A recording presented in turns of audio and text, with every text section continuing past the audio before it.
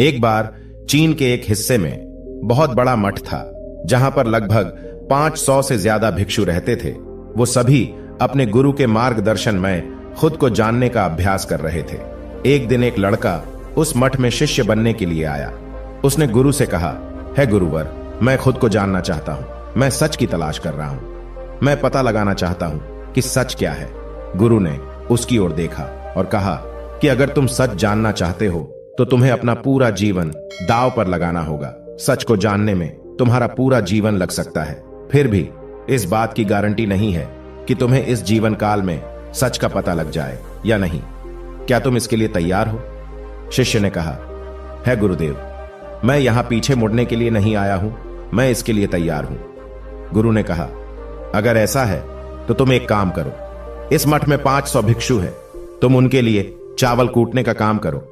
बस सुबह से शाम तक चावल कूटने का ही काम करो, और जब तुम थक जाओ तो सोने चले जाओ। फिर अगली सुबह उठकर चावल को कूटना शुरू कर दो।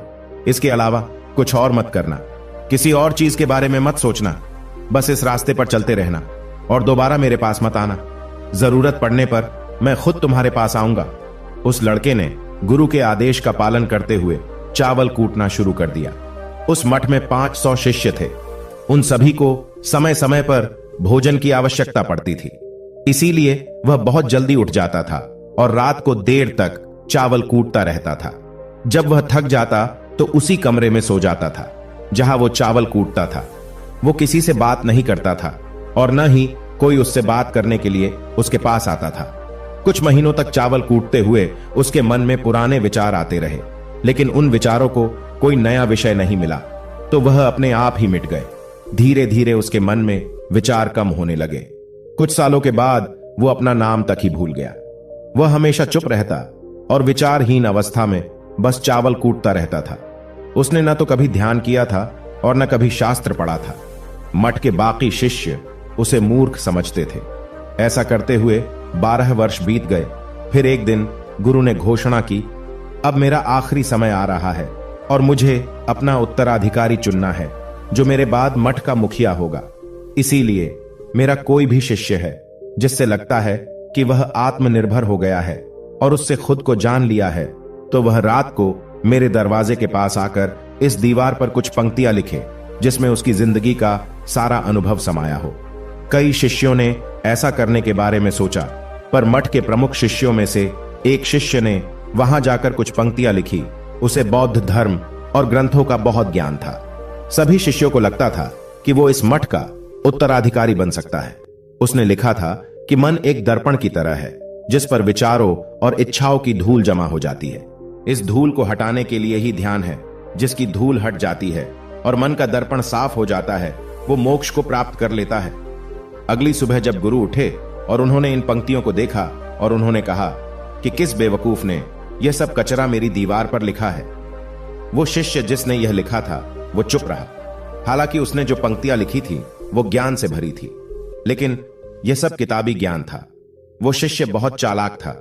उसने पंक्तियां लिखी, पर उसने नीचे अपने हस्ताक्षर नहीं किए, क्योंकि वो स्वयं इसके बारे में निश्चित नहीं था कि यह सही है या नहीं, क्योंकि वह आत्म साक्षात्कार नहीं हुआ था। गुरु ने पंक्तियों को पूरी तरह से खारिज कर दिया। यह देखकर सभी हैरान रह गए। यह घटना पूरे मठ में चर्चा का विषय बन गई। इस विषय पर बात करते हुए 2 शिष्य उस शिष्य के पास से गुजरे जो 12 साल पहले यहां आया था और दिन रात चावल कूटता रहता था। दोनों की चर्चा सुनकर वह धीरे से हंस पड़ा। दोनों शिष्य ने उसे पूछा कि तुम क्यों हंस रहे हो? दोनों शिष्य की नजर में यह चावल कूटने वाला तुच्छ भिक्षु ही था। किसी ने उसे न तो कभी ध्यान करते हुए देखा था, न ही कभी शास्त्र पढ़ते हुए। हर कोई उसे मूर्ख समझता था जो बस चावल को ही जानता था। उस मठ में बहुत बड़े बड़े विद्वान थे, लेकिन उस चावल कूटने वाले को किसी से कोई मतलब नहीं था।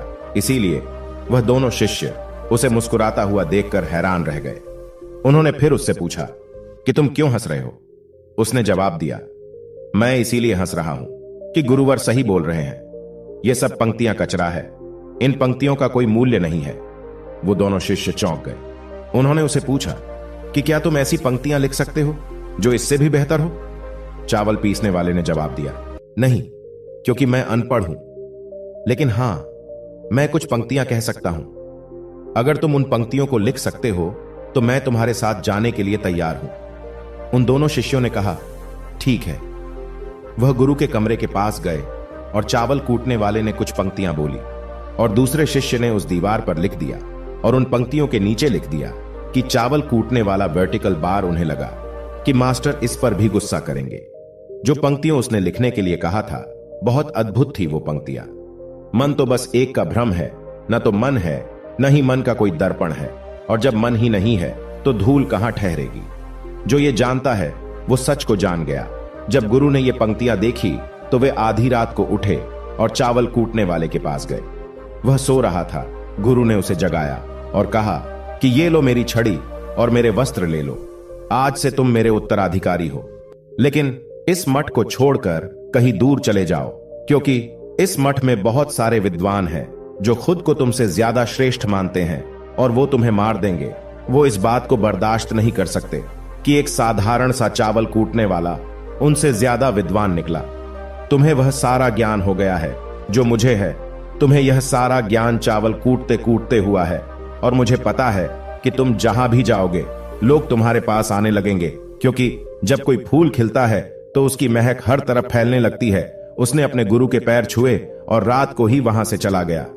दोस्तों, अगर हम अपनी जिंदगी में देखें तो पाएंगे कि बहुत से लोग सोचते हैं कि ध्यान केवल एक ही जगह बैठकर आंखें बंद करके ही किया जा सकता है, लेकिन हकीकत में ऐसा नहीं है। ध्यान तो चलते चलते भी किया जा सकता है, अपना कुछ काम करते हुए भी ध्यान किया जा सकता है।